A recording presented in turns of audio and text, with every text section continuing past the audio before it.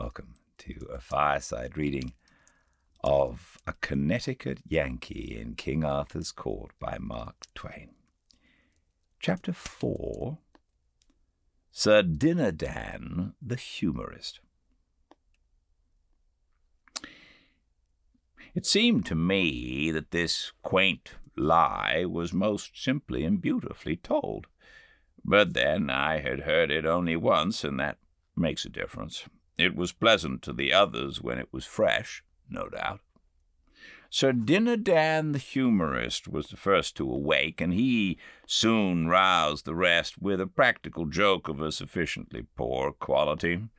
He tied some metal mugs to a dog's tail and turned him loose, and he tore around and around the place in a frenzy of fright, with all the other dogs bellowing after him and battering and crashing against everything that came in their way and making altogether a chaos of confusion and a most deafening din and turmoil, at which every man and woman of the multitude laughed till the tears flowed. And some fell out of their chairs and wallowed on the floor in ecstasy. It was just like so many children. Sir Dinadan was so proud of his exploit that he could not keep from telling over and over again, to weariness, how the immortal idea happened to occur to him, and as is the way with humorists of his breed, he was still laughing at it after everybody else had got through. He was so set up that he concluded to make a speech, of course, a humorous speech. I think I never heard so many old, played-out jokes strung together in my life. He was worse than the minstrels, worse than the clown in the circus. It seemed peculiarly sad to sit here 1,300 years before I was born and listen again to poor, flat, worm-eaten jokes that had given me the day gripes when I was a boy 1,300 years afterwards. It about convinced me that there isn't any such thing as a new joke possible. Everybody laughed at these antiquities, but then they always do. I had noticed that centuries later. However, of course, the scoffer didn't laugh. I mean, the boy, he scoffed. There wasn't anything he wouldn't scoff at.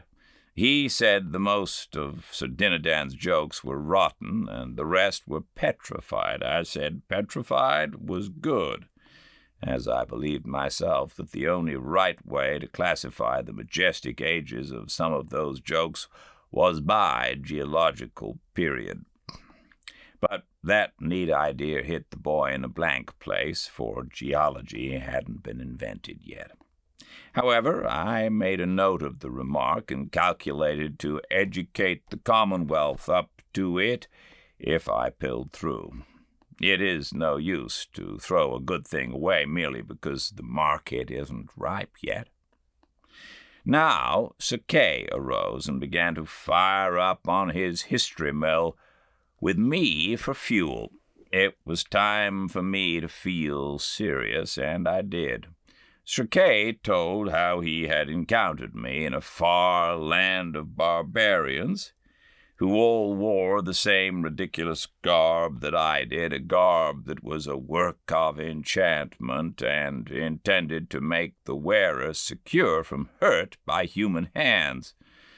However, he had nullified the force of the enchantment by prayer and had killed my 13 knights in a 3 hours' battle and taken me prisoner, sparing my life in order that so strange a curiosity as I was might be exhibited to the wonder and admiration of the king and the court. He spoke of me at all times in the blandest way as this prodigious giant and this horrible sky-towering monster and this tusked and taloned man devouring ogre. And everybody took in all this bosh in the naivest way and never smiled or seemed to notice that there was any discrepancy between these watered statistics and me.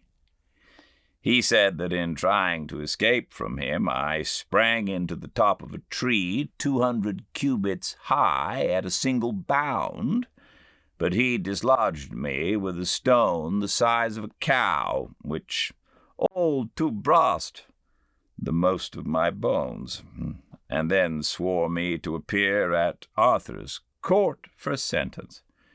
He ended by condemning me to die at noon on the 21st, and was so little concerned about it that he stopped to yawn before he named the date. I was in a dismal state by this time. Indeed, I was hardly enough in my right mind to keep the run of a dispute that sprung up as to how I had better be killed, the possibility of the killing being doubted by some because of the enchantment of my clothes. And yet it was nothing but an ordinary suit of $15 slop shops. Still, I was sane enough to notice this detail, to wit, many of the terms used in the most matter-of-fact way by this great assemblage of the first ladies and gentlemen in the land would have made a Comanche blush.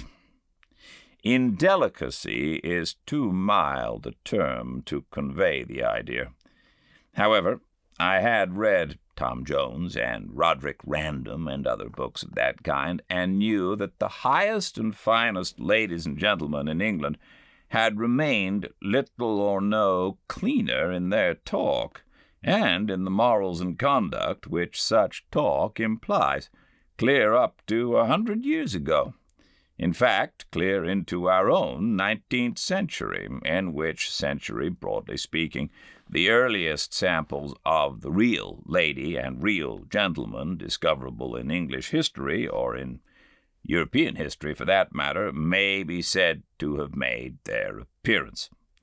Suppose Sir Walter, instead of putting the conversations into the mouths of his characters, had allowed the characters to speak for themselves.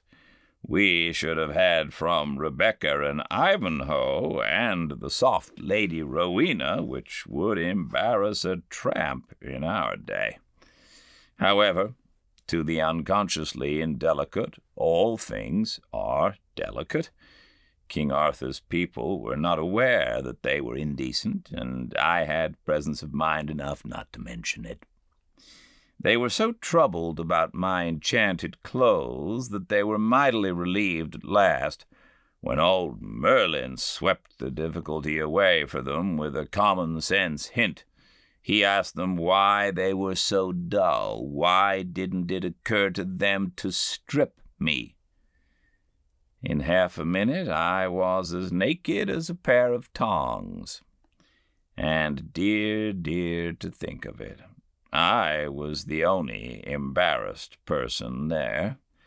Everybody discussed me, and did it as unconcernedly as if I had been a cabbage. Queen Guinevere was as naively interested as the rest, and said she had never seen anybody with legs just like mine before. It was the only compliment I got, if it was a compliment.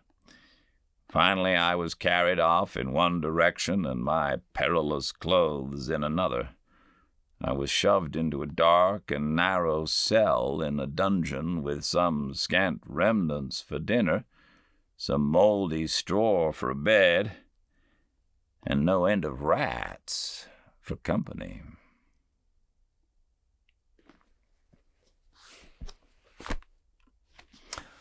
Well, it's a bit of a cliffhanger. We got to wait a couple of days to see how he's going to get out of his predicament. I sense he will, but we will find out. I think the eclipse is going to have something to do with it, but we shall see. All right, everybody, I do hope you have a lovely weekend, and I will see you at the same time, 5 Pacific, on Instagram, at Fireside Reading. I'll see you then. Till then, everyone do stay very, very well indeed. Goodbye.